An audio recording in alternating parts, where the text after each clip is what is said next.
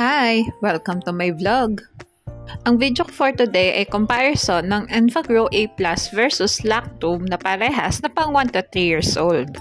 Request nga po pala ito ng isa sa mga viewer ko. Maraming salamat po sa pagtitiwala niyo sa akin para ma-review ang mga gatas na ito. Tulad nga ng dati ay magbabase ako sa nutrition facts at ang measurement na gagamitin ko ay yung per 100 grams of powder.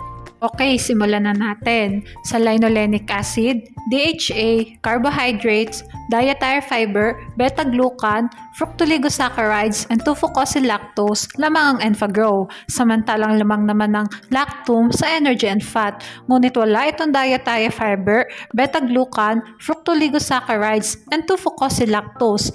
Ngunit pantay naman ng dalawang gatas sa linoleic acid. Lamang ang Enfagrow sa first category.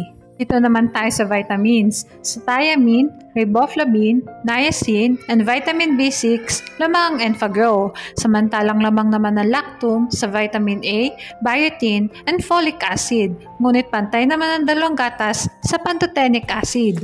Sa vitamin B12, vitamin D, vitamin K, and choline, lamang ang Enfagrow. Samantalang lamang naman ng Lactum sa vitamin C and vitamin E. Ngunit wala naman itong choline. Lamang ang Enfagrow sa vitamins. Mag-proceed naman tayo sa minerals. Sa calcium, phosphorus, sodium, potassium and chloride, lamang ang Enfagrow. Samantalang lamang naman ng Lactum sa magnesium and selenium. Sa iodine, zinc, manganese at copper, lamang ang Enfagrow. Samantalang lamang naman ng Lactum sa iron. Lamang ang Enfagrow sa minerals. Sa other nutrients naman tayo, ang Enfagrow ay may phospholipids at sphingomyelin na wala ang Lactum, samantalang ang Lactum ay may prebiotic na wala namang ang Enfagrow. Lamang ang Enfagrow sa other nutrients. Mag-proceed naman tayo sa price na parehas kung kinuha sa Lazada. Paalala guys, pwede mag-iba ang presyo ng dalawang gatas na ito depende kung saan store nyo sila titingnan.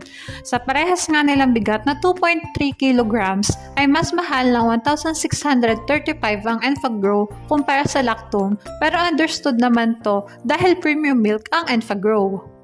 Ito na nga ang summary ng vlog ko today. Sa first category, vitamins, minerals, and other nutrients, lamang ang Enfagrow. Samantalang mas affordable naman ang Lactum. Basta lagi nating tatandaan, pumili ng gatas na hiyang sa bata.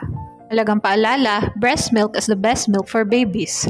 Okay, hanggang dito na lang po ang vlog ko. Sana ay nagustuhan nyo.